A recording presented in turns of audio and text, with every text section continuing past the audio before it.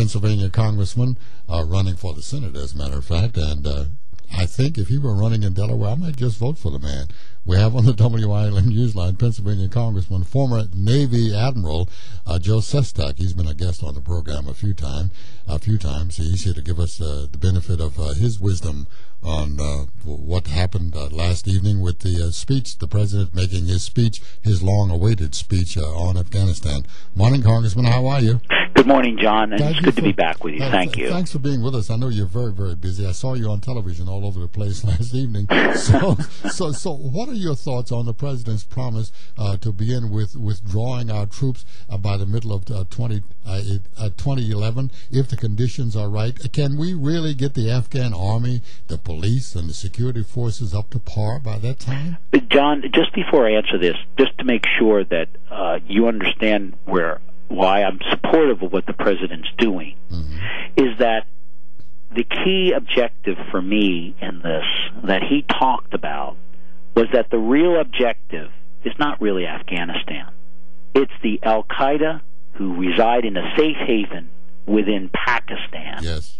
And that, to me, is why we must do that, so they don't plan another 9/11. Now, your point is well taken, that we should never place our strategy in the hands of an inept, corrupt government like Afghanistan's central government is. While I understand he wanted to put a mark down with them that we won't be there forever, my preference would have been, in this case, to build upon the line in the speech where he said, our progress will depend upon, and the way we will withdraw, but he used the phrase, conditions on the ground.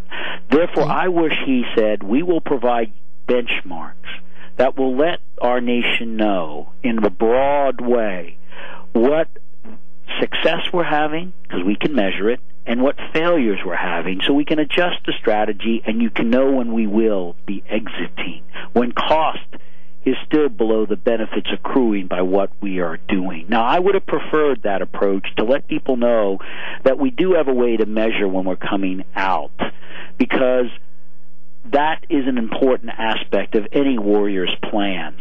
But he did it a different way. He didn't say when we would be completely out, but he put a mark down to Afghanistan. Now, so I understand your concern on this. In my press release, I put it out that I wish, rather than this a deadline, we had done it this way. But the real issue is this.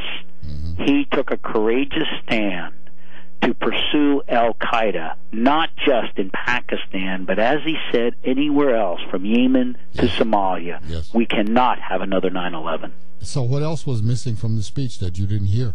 Anything else? One other issue I wish he had placed a bit more clear emphasis upon, and that's what I spoke about in my first sentence, which was truly making sure the public understands that we are not there really for Afghanistan, because we let that nation spiral downwards in terms of security as we went off to another war.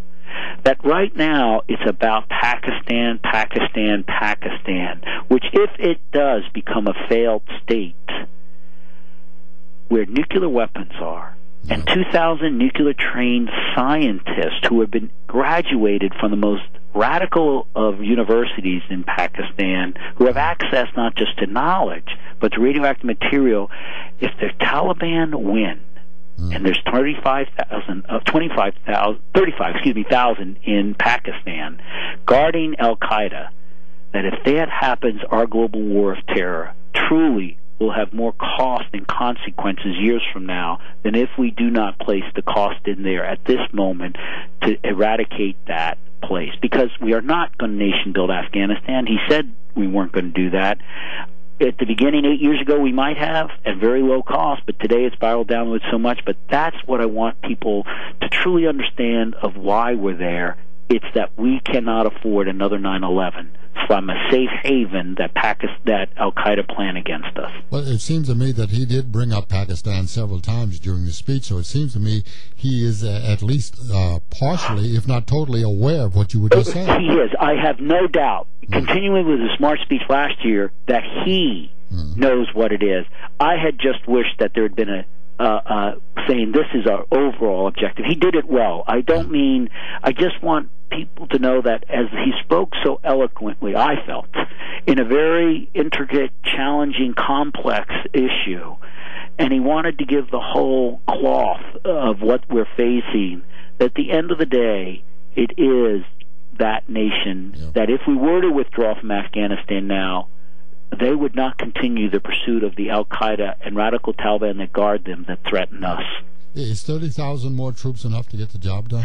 I believe it is. I said several months ago that 30 to 35,000 is probably in the range we need after I read the McChrystal report. I feel a little more strongly on it because also embedded in his speech was an important line. He did talk about the government under President Karzai, but he also had a line in there that said, and we will look and depend upon in local, provincial governors. He didn't say these words, but I know elsewhere they're talking warlords and tribal chiefs for their assistance in making Afghanistan inhospitable to Al-Qaeda once we withdraw. So I believe that if you're not going to over-rely upon the central government, which would probably take more troops, but you begin to rely upon these other local centers of gravity, and you're able to measure how well we're doing this with those benchmarks, that you're then able to say it's about the right amount. So when do you expect these troops that are going to be going to Afghanistan, when do you think they're going to start going there? I think, my understanding is in the next week or two, you will see the Marines departing to be there before Christmas, actually. And he wants them, which I thought was a very wise move. He was the one responsible for accelerating the timeline to get them there, which I think is important because in the spring is when the fighting begins again after winter there. It's by having the heft of a more decisive force there that begins to be able to provide the edifice of security for the ability of tribal chiefs and others to buy in that they aren't going to harbor Taliban because they see a different way of life to where they can, for a period of time, institute their ability to control matters. Maybe it's not the way we would have desired it 8 years ago, but it's good enough now.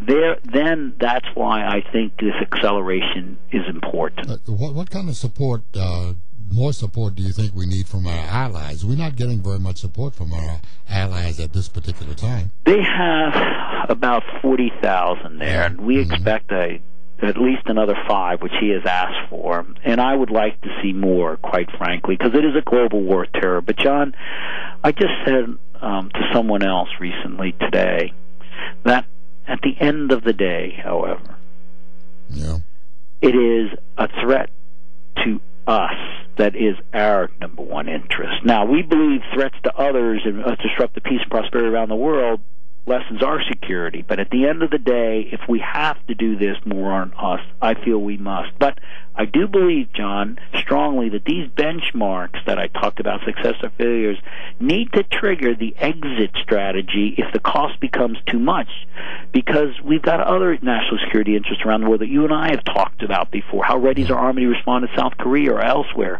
That then the alternative would be, I believe, a less good containment strategy that we then would have to do from a distance away. Well, one of the first things, it seems to me, before anything can really be done and done totally, is to replace the corrupt government that there is in Afghanistan at the moment. If you could, would you replace Hamid Karzai, the corrupt president that's running the country now? I don't think I'd waste much time on that, John, because I believe corruption is so ingrained in that government and the appointees and that part of society that is why I said earlier that, don't over-rely upon them. Let's go to the provincial tribal chiefs.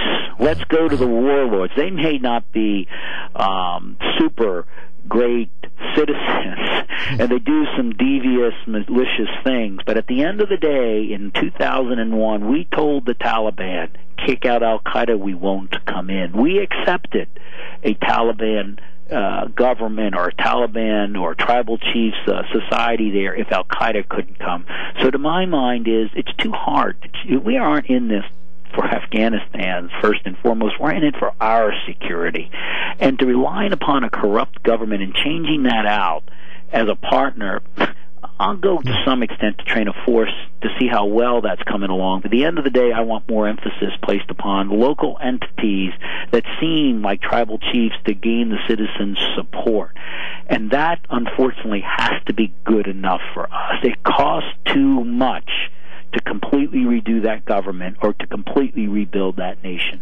Well, thank you very much for being with us this morning, Congressman Sestak. Any closing remarks? John, I truly believe that this issue is the first and foremost responsibility of anyone, the President of the United States or a congressman or a senator. And this is not one where political calculation has any place. This is one where I believe accountable leadership most matters. I know there are those that disagree with me and within my own party. And I know I'm running, as you brought up, a Democratic primary. Mm-hmm. But too many people want to be responsible, not accountable. And I feel strongly, from my experience of heading the Navy's anti-terrorism unit, being on the ground in Afghanistan, and working in the White House under President Clinton to see these kinds of decisions, that this is what's right for our nation, and party be damned. And so I hope that as this discussion goes forward, that we don't be the Hatfields and McCoys, that people who honestly differ talk together about it, and that it doesn't become putting the other side down. This is an important decision. I believe it's right. And I believe we now have to come together, the President said, and think this thing through and watch what's happening to see if, as I believe, this is the best approach to salvaging our security in the global war of terror. Thanks, John. Thanks again for joining us this morning, Congressman.